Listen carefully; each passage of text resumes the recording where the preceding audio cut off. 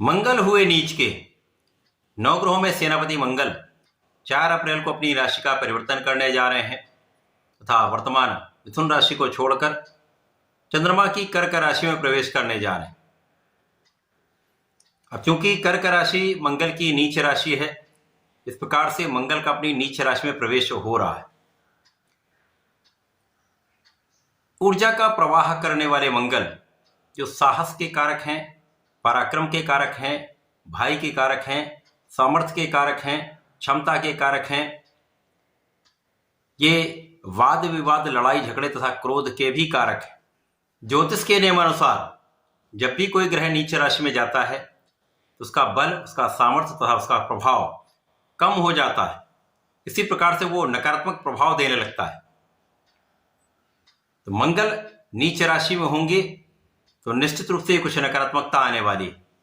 जय श्री गणेश। नमस्कार, मैं आचार्य संजय द्विवेदी। मेरे समस्त प्रबुद्ध दर्शकों का मेरे चैनल पर हार्दिक स्वागत है। प्रिय दर्शकों, आज मैं वृश्चिक राशि के लिए मंगल के इस नीचत्व काल का तथा मंगल के राशि परिवर्तन का किस प्रकार का प्रभाव प्राप्त होने वाला है, इस समय में किन भावों में वृद्धि होगी अथवा कहाँ कहाँ मंगल का दुष्प्रभाव प्राप्त होगा या एक अच्छा प्रभाव प्राप्त होगा, क्या मंगल यहाँ पर रौद्र रूप दिखाएंगे अथवा कुछ लाभ भी देंगे, संपूर्ण विश्लेषण मैं पूर्ण तर्क के साथ करने जा रहा हूं।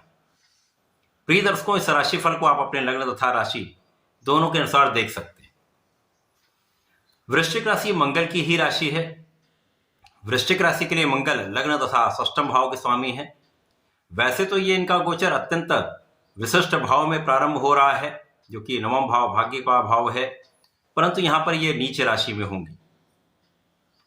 वृश्चिक राशि के लिए नवम भाव में मंगल का होना, चंद्रमा की राशि में होना कुछ विशेष प्रभाव देगा, कुछ अच्छे लाभ देने वाला है तथा कहीं पर कुछ समस्या भी देगा, क्योंकि चंद्रमा का नित्य परिवर्तन होता है।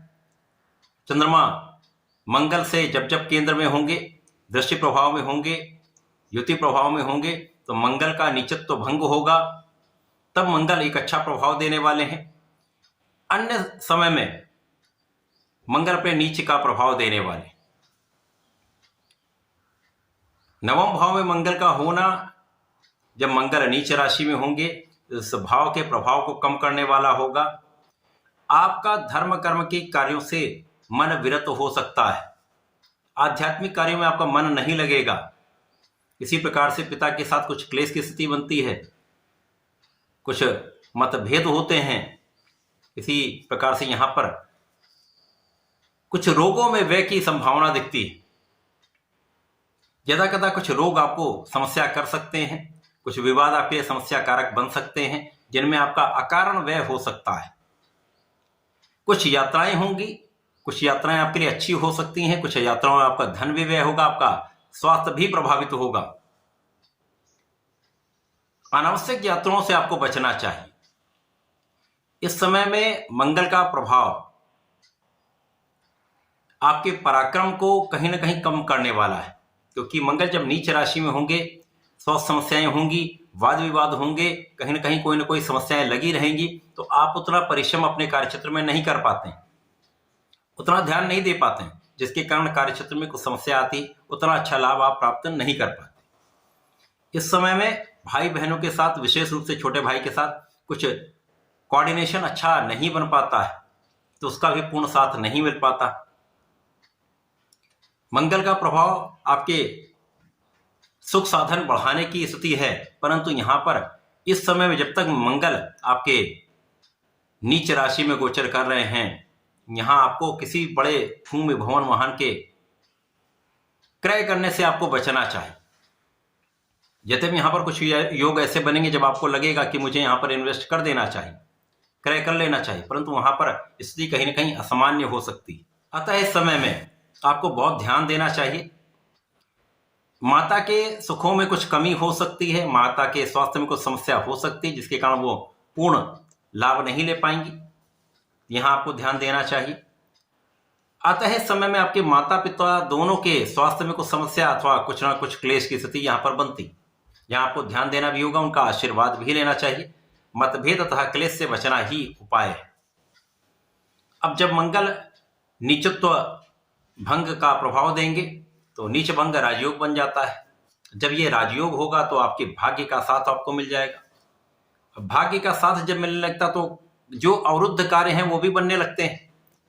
आपका मानसिक बल बढ़ जाता है, आपकी क्षमता में कई गुना वृद्धि हो जाती है, आप अपनी ऊर्जा का सही दिशा में उपयोग कर पाते हैं।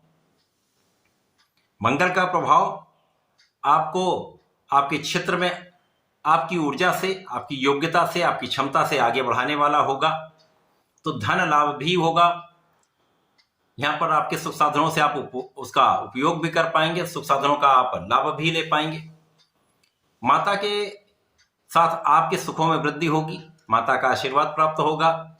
इस समय में मतभेद होते हुए भी भाई आपको संपूर्ण सहयोग कर पाएंगे, भाई बहनों का साथ मिलता है, अच्छे मित्रों का साथ यहाँ पर आपको प्राप्त होने वाला है। इसी प्रकार से इस समय में आप नौकरी के लिए प्रयत्न कर रहे थे, आपका काम नहीं बन पा रहा था, जब आपका इस अवस्था में नीच भंग रहेगा तो आपके लिए नौकरी का योग बन जाएगा, एक अच्छी स्थिति आपके लिए बन रही। नए व्यापारिक क्षेत्र आपके लिए ओपन हो सकते हैं, व्यापार में विस्तार हो सकता है, परंतु बड़े धन का इन्वेस्टमेंट कहीं ना कहीं समस्या का कारण बनेगा। अतः इन्वेस्टमेंट सोच समझ कर करें। मंगल का प्रभाव कुछ यात्राएं कराएगा। जब ये राजयोग की स्थिति में होंगे तो आपकी यात्राएं आपके लिए फलदायी होंगी। विशेष रूप से जो जातक विदेश में रहकर कार्य कर रहे हैं, व्यापार कर रहे हैं, उनके लिए लाभान्वित करने वाली स्थिति बन रही है। धन वृद्धि, लाभ वृद्धि निश्चित होगी। जो विदेश सेवाओं में हैं वहां पर उनकी ऊर्जा का प्रभाव, उनकी जो शारीरिक स्थिति है, मानसिक स्थिति है, वो संपूर्ण रूप से लाभकारी होगी। तो आपका कार्य बन जाएगा, आपके कार्यक्षेत्र में प्रगति अवश्य होगी। तो मंगल का ये गोचर काल आपके भाग्य भाव में होते हुए भी कहीं ना कहीं कुछ निर्बल प्रभाव भी देने वाला है, परंतु जब ये नीच भंग होगा तो निश्चित रूप से कुछ अच्छे लाभ भी आपको प्राप्त होंगे।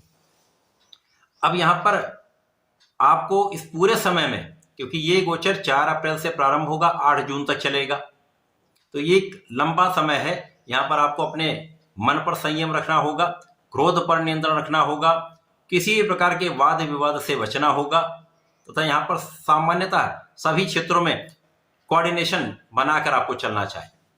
धैर्य के साथ आप काम करेंगे तो जो समस्याग्रस्त समय होगा वो भी बीत जाएगा, अच्छे समय का आप उपयोग कर पाएंगे। बुद्धि बल तथा अपने सामर्थ्य का सही उपयोग यदि आप करते हैं तो समस्याएं कम होंगी, लाभ वृद्धि अवश्य होगी। इस पूरे समय में आपको नियमित रूप से भगवान शंकर मोचन की शरण में रहकर हनुमानाष्टक तथा हनुमान चालीसा नित्य करनी चाहिए। ओम हम हनुमताय नमः का 27 बार जप अवश्य करना चाहिए। कौन सो काज कठिन जग माही, जो न हो तो तुम पाही। यदि इस चौपाई का आप पाठ करते रहते हैं, जप करते रहते हैं, तो समस्याएं आकर छू कर निकल जाएंगी, बड़ा हानि नहीं कर पाएंगे, आपके कार्यों में प्रगति अवश्य हो। तो ऐसा करके इसका उपयोग करें लाभ ने। धन्यवाद, नमस्कार।